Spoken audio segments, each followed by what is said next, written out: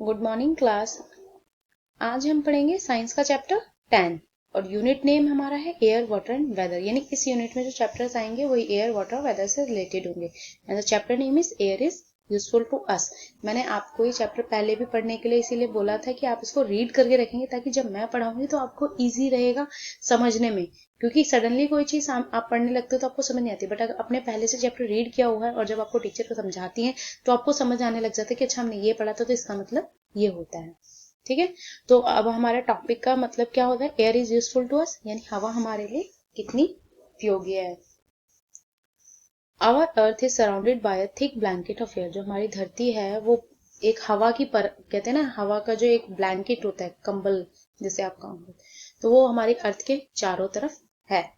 This blanket of air is around the earth is called its atmosphere. और इस जो ये पूरा ब्लैंकेट एयर का है पूरे अर्थ के चारों तरफ, इसको हम क्या कहते हैं, एटमोसफेयर यानी वायुमंडल। The air is thick near the surface of the अर्थ। जो अर्थ की सरफेस के पास जो एयर होती है वो थोड़ी थिक होती है। It becomes thinner and thinner as we go higher and higher from the surface of the earth. और ये पतली होती चली जाती और पतली होती चली जितना हम अर्थ से ऊपर जाते जाते हैं। अर्थ यानी अर्थ की सरफेस से जितना दूर और ऊपर जाएंगे उतना ये पतली होती चली जाती है। Atmosphere is a part of earth. Atmosphere earth का ही एक हिस्सा है। As the earth moves the atmosphere moves with it. जैसे जैसे अर्थ घूमती है वैसे वैसे एटमॉस्फेयर मूव करता है। ठीक है, अब हम पढ़ेंगे कंपोजिशन ऑफ एयर। एयर तो है, एयर तो हवा है, लेकिन उसमें क्या क्या है। एयर में तो बहुत सारी गैसेस हैं, तो उसमें कौन कौन सी गैसेस कितनी कितनी क्वांटिटी में है उनके बारे में पढ़ेंगे। अभी हमने आपको एटमॉस्फेयर के बारे में बता दिया कि जो thick layer of blanket type का है हमारी अर्थ की चारों तरफ, वो है atmosphere. Composition of air. Air is a mixture of many gases. जो हवा है वो बहुत सारी गैसेस का मिक्सचर है। The main gases present in air are nitrogen and oxygen.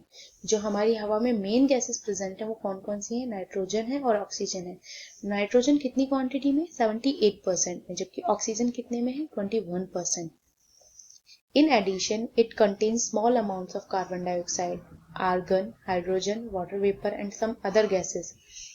और इससे कम मात्रा में जो आप लगा लीजिए जो बाकी का बचा हुआ है उसमें कौन कौन सी एयर है 1% में, उनके नाम है argon, hydrogen, water vapour, carbon dioxide, वो वाली गैसेस हैं। तो ये वो गैसेस हैं जो बाकी के बचे 1% में आती हैं। The air also contains dust particles. जो हवा में है उसमें मिट्टी के कण भी होते हैं, ऐसा नहीं है कि नहीं। जो धूल होती है ना, धूल के कण हवा में भी होते हैं। The percentage of the dust, smoke and water vapour में vary from time to time and from place to place. जो डस्ट हो गया, स्मोक हो गया, धुआं हो गया, वाटर वेपर जो पानी की भाप होती है, ये हर समय समय पे और जगह जगह के हिसाब से अलग अलग होती है, एक जैसा नहीं होता। जैसे कि ऑल ओवर अर्थ पे एक जैसा नहीं रहता। ठंडे इलाकों में कुछ और तरीके से होता है, गर्म इलाकों में कुछ और होता है, नमी वाले इलाकों में कुछ और होता है। इनका जो परसेंटेज होता है वो। वाटर वेपर और moisture is in the air is due to the evaporation of water from the surface of the seas, rivers and lakes. Water vapour और जो मॉइस्चर है वो एयर में क्यों होता है, पानी की भाप बन के उड़ने से। वो पानी कहाँ से था, या तो समुद्र से, नदियों से या झीलों से भाप बन के उड़ता है। The amount of water vapor in the air is called humidity. जो भी हवा में नमी होती है, वाटर वेपर जो भी होती है, उसको हम क्या कहते हैं, ह्यूमिडिटी यानी नमी, या थोड़ा उमस बोल सकते हैं आप। कि हवा थोड़ी नम नम सी होती है, खुश्क। एक होता है सूखे हवा चलना, एक होता है कभी और हवा लगता है कि हाँ हवा में नमी सी है, वो हो गया humidity. When the air contains large amount of water vapor, we say that the air is humid. जो हवा में बहुत ज्यादा large amount of water vapor होती है तो हम क्या कहते हैं, हवा कहती है नमीदार है। When the air is dry, we say it is less humid और air has low humidity. जब हवा में सूखापन होता है तो हम क्या कहते हैं कि आज हवा में नमी नहीं है या हवा बहुत कम नमीदार है। High humidity in air makes us feel uncomfortable because perceptions from our body does not evaporate easily. जब हवा में बहुत ज्यादा ह्यूमिडिटी हो जाती है तो उससे हम अनकंफर्टेबल हो जाते हैं। क्यों, क्योंकि हमारी बॉडी से निकलने वाले जो आप स्वेट को लगा लीजिए वो बहुत जल्दी इवेपोरेट नहीं होता। आप अब एक देख लीजिए आप, मई जून के महीने में जो गर्मी पड़ती है, बट जुलाई से जब वही बारिश चालू होती है, बारिश के बाद जो गर्मी होती है, जैसे बारिश हो गई फिर सडनली धूप निकल आई और उससे जो गर्मी होती है वो आपसे बर्दाश्त नहीं होती। क्यों? उसका रीजन यही होता है कि हमारी बॉडी जो स्वेटिंग करती है वो इजिली इवेपोरेट नहीं हो पाती। जबकि ड्राई में क्या होता है, जब वो ड्राई हवा चल रही होती है तो हमारी बॉडी स्वेट तो ऑल टाइम करती है, बट वो ड्राई एयर की वजह से क्या होता है, वो इवेपोरेट हो जाता है। लेकिन ऑलरेडी जो चीज गीली है, बरसात के दिन में आपके कपड़े नहीं सूखते जल्दी, उसका रीजन क्या होता है, हवा में ऑलरेडी नमी होती है। जबकि जो हवा सूखी होती है वो अपने साथ नमी उड़ा लेती है, लेकिन जो ऑलरेडी जिसमें थोड़ा गीलापन है या नमी है वो इतनी जल्दी उस चीज को नहीं सुखा पाती। उसका रीजन यही होता है कि हवा में वाटर वेपर का अमाउंट ज्यादा होता है। This is because large amount of water is already present in air. और ये कारण क्या होता है कि हवा में पानी की मात्रा अधिक होती है। Water vapour in the atmosphere condenses to form clouds, rain, fog and snow. जो हवा में वाटर वेपर या एटमोस्फेयर में जाती है वो क्या क्या बन सकता है, क्लाउड होता है, क्लाउड से क्या होता है, रेन होती है, फॉग बनता है और स्नो। ये सारी चीजें हमारे वाटर वेपर से ही कंडेंस होके बनती हैं। नेक्स्ट टॉपिक आता है हमारा इसी में, air is essential for breathing. हवा हमारे सांस लेने के लिए बहुत ज्यादा ही जरूरी है, यानी एक ये हमारा मूलभूत तत्व जो हमें चाहिए ही चाहिए सांस लेने के लिए। अब हवा में क्या चाहिए होता है, हमें एग्जैक्टली ऑक्सीजन चाहिए होता है।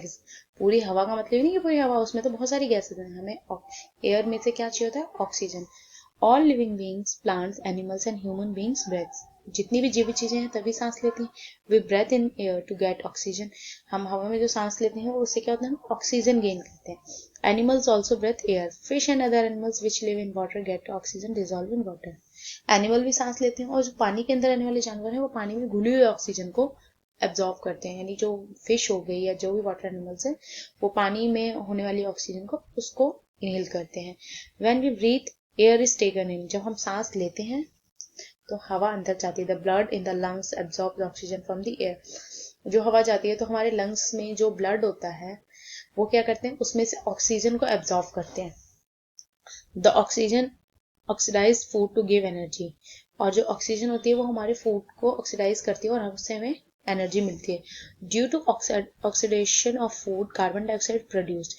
क्योंकि खाना जब ऑक्सीडाइज होता है तो देखिए, अब आप जब किसी को किसी चीज के कंबाइन करें तो कुछ और भी तत्व निकल के आएगा, तो उसमें से कौन सी गैस बाहर आती है, हमने ऑक्सीजन ली और बाहर क्या आता है हमारा कार्बन डाइऑक्साइड, क्योंकि वो ऑक्सीडेशन होता है फूड का।